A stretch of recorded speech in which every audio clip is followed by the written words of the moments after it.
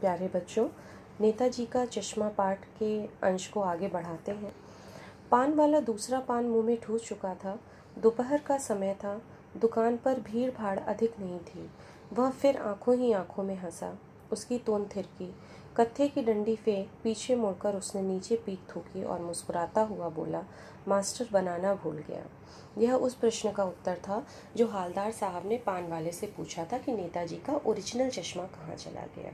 कि ये बात तो ठीक है कि कैप्टन चश्मे वाला नित्य प्रति नेताजी की मूर्ति के चश्मे चेंज कर देता है, लेकिन इस मूर्ति का भी तो चश्मा कहीं ना कहीं बना होगा ना, वह क्यों नहीं दिखाई देता। तो इसका जवाब उसने दिया कि जो इस मास्टर ने इस मूर्ति को बनाया था वह चश्मे को बनाना भूल गया। पान वाले के लिए यह एक मज़ेदार बात थी, लेकिन हालदार साहब के लिए चकित और द्रवित करने वाली बात थी।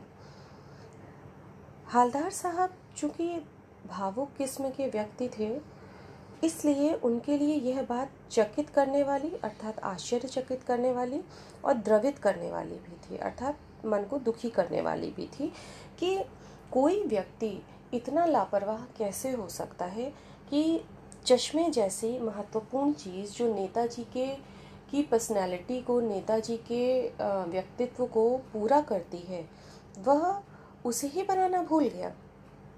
जबकि पान वाले के लिए यह एक मज़ेदार बात थी, यानी वह ठीक ही सोच रहे थे।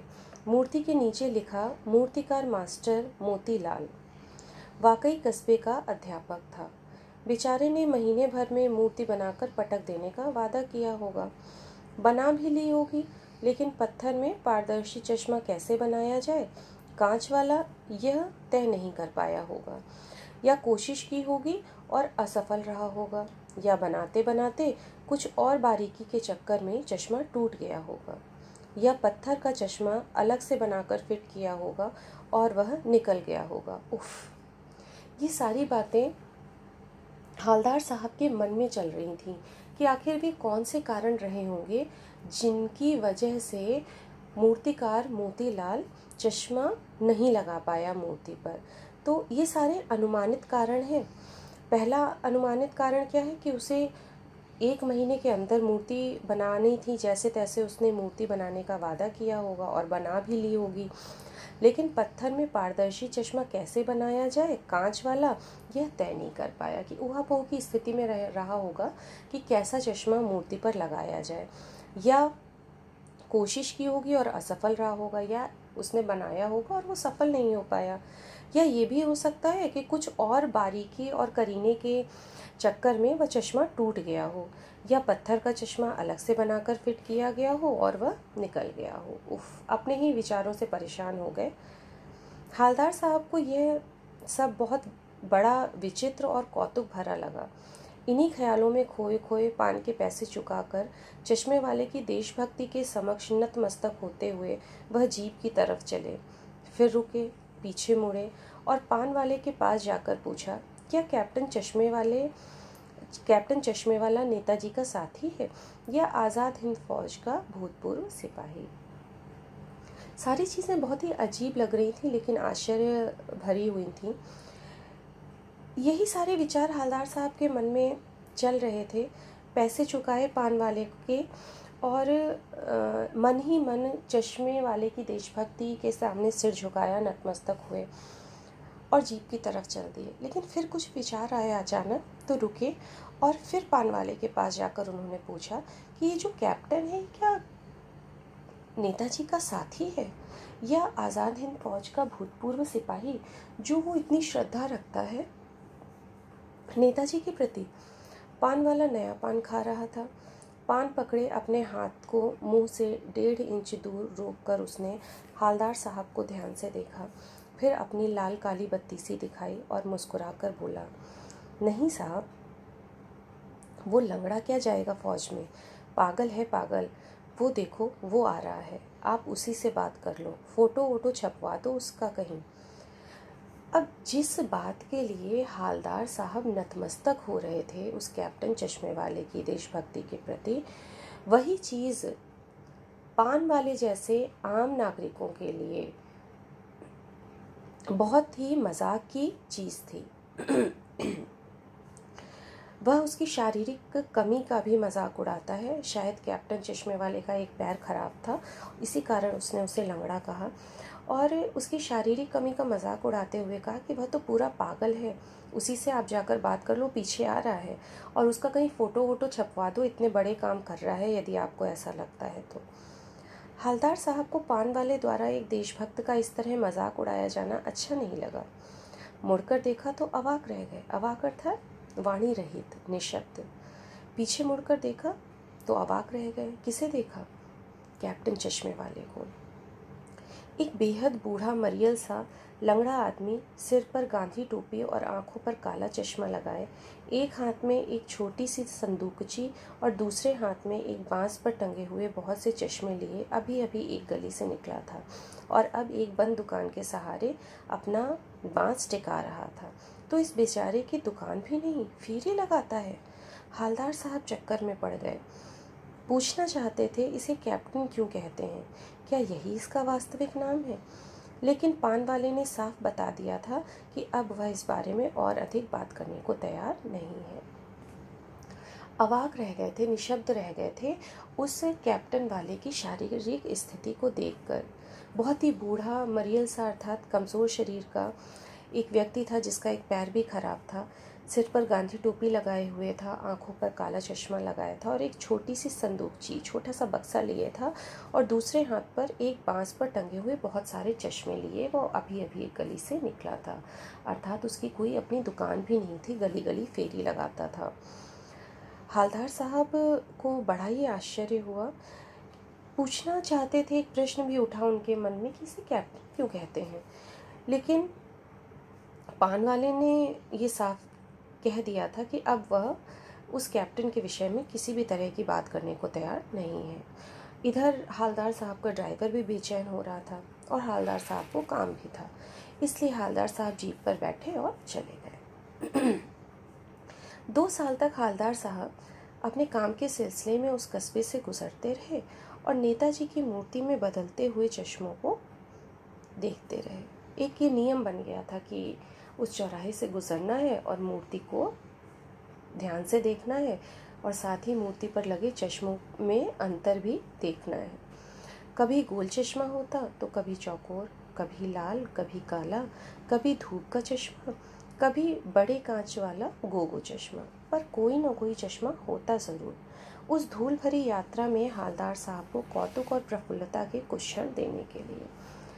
थकान भरी यात्रा होती थी, धूल भरी यात्रा होती थी, लेकिन उस यात्रा में कुछ क्षण उनको कौतुक अर्थात आश्चर्य के और प्रफुल्लता अर्थात खुशी के मिल जाते थे। किसे देखकर?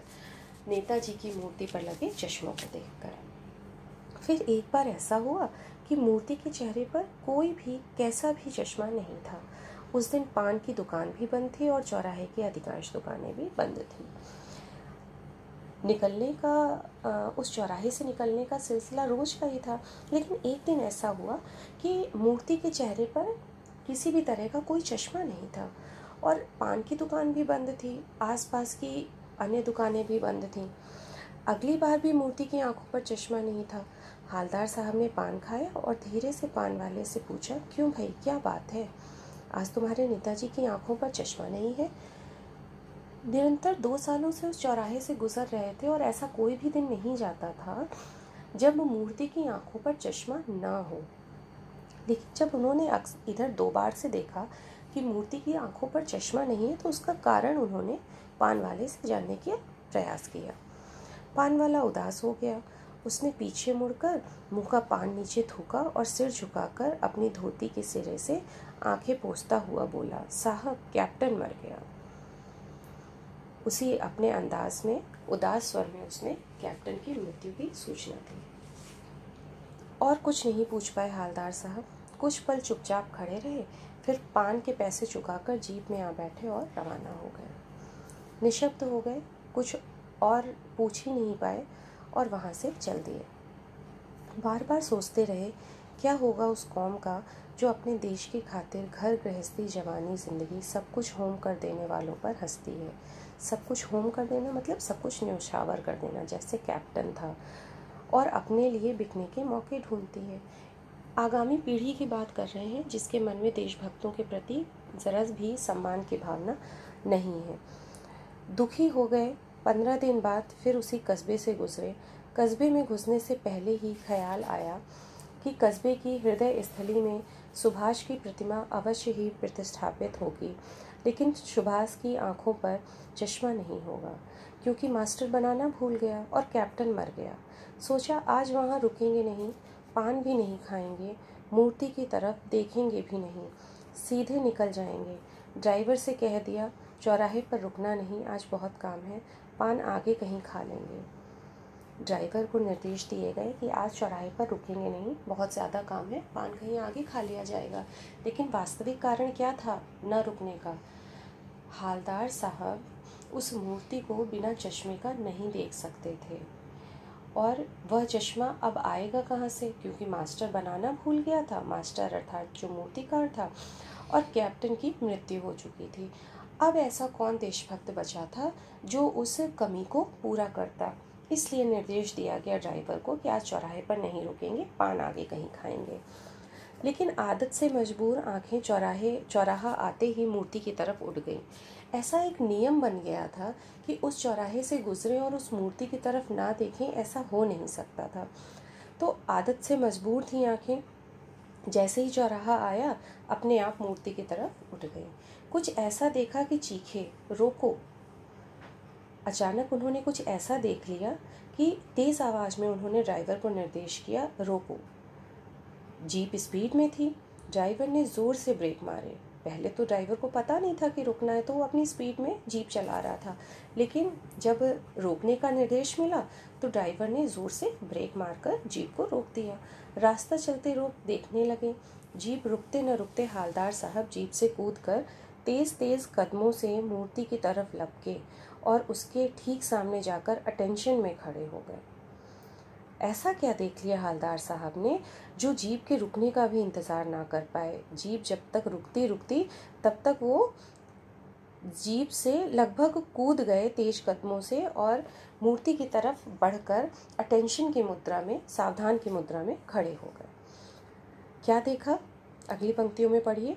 मूर्ति की आंखों पर सरकंडे से बना छोटा सा चश्मा रखा हुआ था, जैसा बच्चे बना लेते हैं। हालदार साहब भावुक हैं। इतनी सी बात पर उनकी आंखें भर आईं। मन में तो ये सोचा हुआ था कि मूर्ति की आंखों पर चश्मा आज देखने को नहीं मिलेगा, क्योंकि कैप्टन मर गया था, उसकी मृत्यु हो गई थी और मास्टर बनाना भूल गया था। लेकिन जब उन्होंने मूर्ति की आंखों पर सरकंडे से बना हुआ चश्मा देखा तो उनका जो हृदय था वो भर आया। वह चश्मा ऐसा था जैसे छोटे बच्चे बना लेते हैं। हृदय से हालदार साहब भावुक व्यक्ति थे और इतनी सी बातों पर उनकी आंखें भर आईं कि चलो आज की पीढ़ी में कुछ तो ऐसा है जो देश के काम आ सकता है। अर्थात आज बच्चों ने सरकंडे का छोटा सा चश्मा बनाकर अपनी देशभक्ति को प्रदर्शित किया है। ठीक उसी प्रकार जिस प्रकार कैप्टन ने अपनी फेरी की दुकान से अलग अलग फ्रेमों के चश्मे लगाकर नेताजी के अस्तित्व को, नेताजी के व्यक्तित्व को पूरा किया, उसी प्रकार कैप्टन की मृत्यु के पश्चात बच्चों ने सरकंडे का छोटा सा चश्मा बनाकर नेताजी के व्यक्तित्व को पूर्ण कर अपनी देशभक्ति दर्शाई। हालदार साहब को यह बहुत अच्छा लगा कि देशभक्ति आने वाली पीढ़ी में पूरी तरह सुरक्षित है। इस प्रकार नेताजी का चश्मा पाठ यह दर्शाता है कि हम अपने छोटे से छोटे कार्य से भी देश के प्रति अपनी श्रद्धा, अपना सम्मान व्यक्त कर सकते हैं। धन्यवाद।